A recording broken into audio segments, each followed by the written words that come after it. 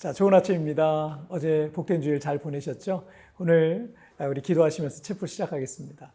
살아계신 하나님 아버지 감사합니다. 오늘 아침을 시작하면서 이렇게 하나님 앞에 예비하며 또 시작하게 하시니 감사합니다. 매일 하나님의 말씀을 통해서 나의 마음을 비춰보고 우리의 삶을 비춰보게 하여 주시고 또 우리가 인생을 살아가면서 어떻게 살아가야 될지, 사회에서는 어떻게 살아가야 될지 하나님 깨달을 수 있도록 성경의 원리가 우리의 삶에 적용이 되어지고 우리는 그렇게 순종하면서 주님의 모습을, 주님의 마음을 또 닮아가며 순종하는 삶을 살아가게 하여 주옵소서. 감사하며 예수님의 이름으로 기도하옵나이다. 아멘. 자, 오늘 우리에게 주신 하나님 말씀은요, 마태복음 17장 24절부터 27절까지의 말씀 제가 봉독해 올리도록 하겠습니다. 가버나움에 이르니 반세겔 받는 자들이 베드로에게 나와 이르되 너희 선생은 반세겔을 내지 아니하느냐. 이르되 내신다 하고 집에 들어가니 예수께서 먼저 이르시되 시몬아 내 생각은 어떠하냐. 세상 임금들이 누구에게 관세와 국세를 받느냐. 자기 아들들에게냐 타인에게냐. 베드로가 이르되 타인에게니이다. 예수께서 이르시되 그렇다면 아들들은 세를 면하리라. 그러나 우리가 그들이 실족하지 않게 하기 위하여 내가 바다에 가서 낚시를 던져 먼저 오르는 고기를 가져 입을 열면 돈 한 세겔을 얻을 것이니 가져다가 나와 너를 위하여 주라 하시니라. 아멘. 우리나라에서도 2018년부터는 이 종교인 과세 제도를 시행하고 있습니다. 여기서 이제 종교인이라고 하면 저와 같은 그 목사 또는 뭐 신부, 승려 같은 이 성직자로 구분되는 종교인들을 말합니다. 하지만 이 대한민국 정부가 수립되고 2018년까지는 그러니까 거의 뭐 70년이죠. 종교인들에 대해서 과세를 하지 않았기 때문에 이 종교인 과세 법률이 시행하는 데까지는 적지 않은 마찰이 있을 수밖에 없었습니다. 그러니까 오늘 본문은 국가가 요구하는 세금에 대해서 예수님의 생각은 어떤지를 우리에게 말씀해 주시고 있어요. 24절 말씀을 보시면 가버나움에 이르니 반세겔 받는 자들이 베드로에게 나와 이르되 너의 선생은 반세겔을 내지 아니하느냐. 예수님께서 예수님의 어떤 선교 베이스 캠프고 또 주거지이기도 했던 이 갈릴리의 가버나움으로 돌아오셨는데 이 성전세, 이 종교세라고도 하는 이 성전세를 받는 자들이 이 예수님의 제자 베드로에게 너의 선생 예수는 왜 반세겔을 내지 않느냐라고 이제 물었던 겁니다.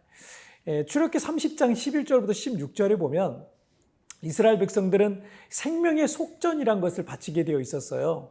하나님께서 그 애굽에서 종살이하던 이스라엘 백성들을 유월절 어린 양의 피를 통해서 출애굽시켜 주셨습니다. 이스라엘 백성들이 이 하나님의 구원의 역사를 기억하고 감사하면서 이 생명의 속전으로 반세겔을 하나님께 바쳤던 겁니다. 그리고 드려진 생명의 속전은 회막봉사에 사용하도록 했습니다. 그런데 예수님께서 공생애를 시작하시면서 전국을 순회하면서 계속 외부로 사역을 하다 보니까 이스라엘 사람이라면 마땅히 내야 하는 성전세라는 것이 미납되었던 것 같습니다. 자, 그런데 이 성전세 걷는 자가 이 제자인 베드로에게 너희 선생은 왜 성전세를 안 내느냐라고 이렇게 물으니까 베드로가 순간적으로 좀 당황했었던 것 같습니다. 그 25절을 보면 이르되 내신다 하고 집에 들어가니 예수께서 먼저 이르시되 시몬아 내 생각은 어떠하냐. 세상 임금들이 누구에게 관세와 국세를 받느냐. 자기 아들에게냐 타인에게냐. 아마 그 세금을 걷는 사람이 그런 질문을 했을 때 베드로는 좀 당황했던 것 같습니다. 그래서 아니 예수님은 하나님 말씀을 가르치는 분인데 이 성전세를 내지 않은 것에 대해서 순간적으로 또 당황한 그런 베드로의 모습이 있는 거죠. 그래서 이 당황한 베드로는 정확한 사실을 알지 못하면서도 아니다, 우리 예수님도 내신다라고 이제 되받아치듯 말하면서 예수님께서 계신 그 집으로 이제 서둘러 들어갔던 겁니다. 그런데 예수님께서 베드로가 밖에서 무슨 일이 있었는지 어찌 아셨는지 시몬아 내 생각은 어떠하냐. 세상 임금들이 누구에게 관세와 국세를 받느냐. 자기 아들에게냐 타인에게냐라고 세금에 관한 얘기를 먼저 질문하셨어요. 이 당시 세상의 임금들의 자녀들은 세금을 면제받았습니다. 메시아이신 예수님은 하나님의 아들이시잖아요. 때문에 당연히 세상의 세금을 내지 않아도 된다라는 의미이기도 합니다. 하지만 27절 말씀을 보시면 그러나 우리가 그들이 실족하지 않게 하기 위하여 내가 바다에 가서 낚시를 던져 먼저 오르는 고기를 가져 입을 열면 돈 한 세겔을 얻을 것이니 가져다가 나와 너를 위하여 주라 하시니라.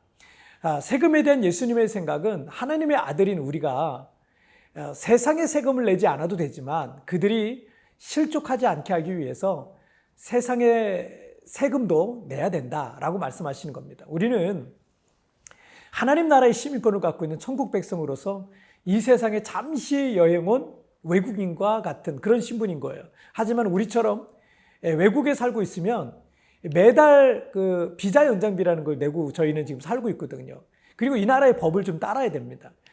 예수님께서 이 말씀을 하실 때 대원칙이 하나 있어요. 그거는 나로 인해 누군가가 시험에 빠진다면, 덕이 되지 않고 은혜가 되지 않는다면 그 영혼을 구원하기 위해서라도 반드시 그 나라의 법을 따라야 한다라는 말씀을 하신 거죠.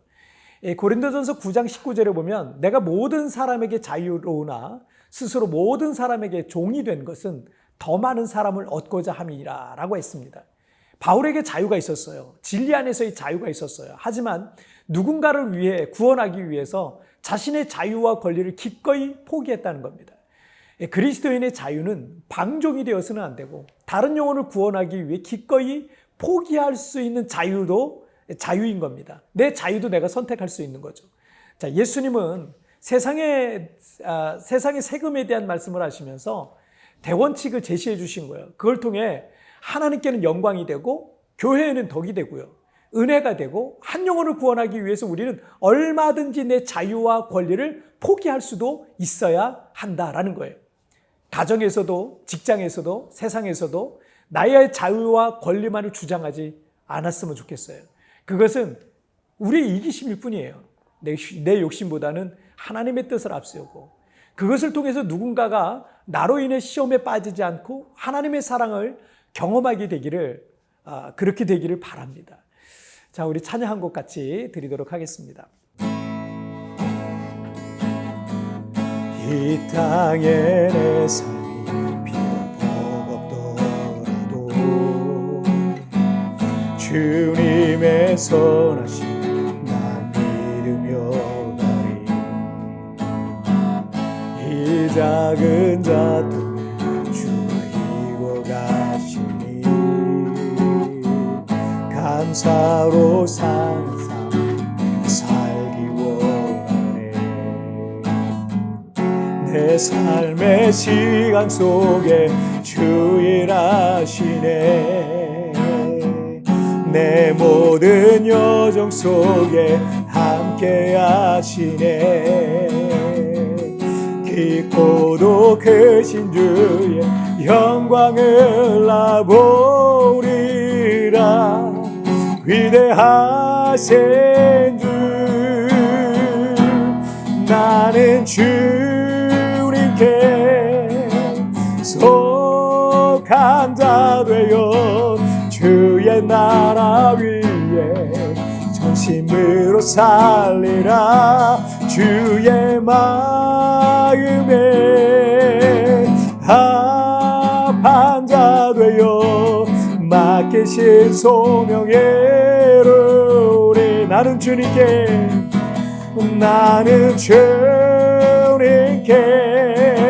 속한 자 되어 주의 나라 위에 전심으로 살리라. 주의 마음에 합한 자 되어 맡기신 소명대로 우리 맡기신 소명대로 우리.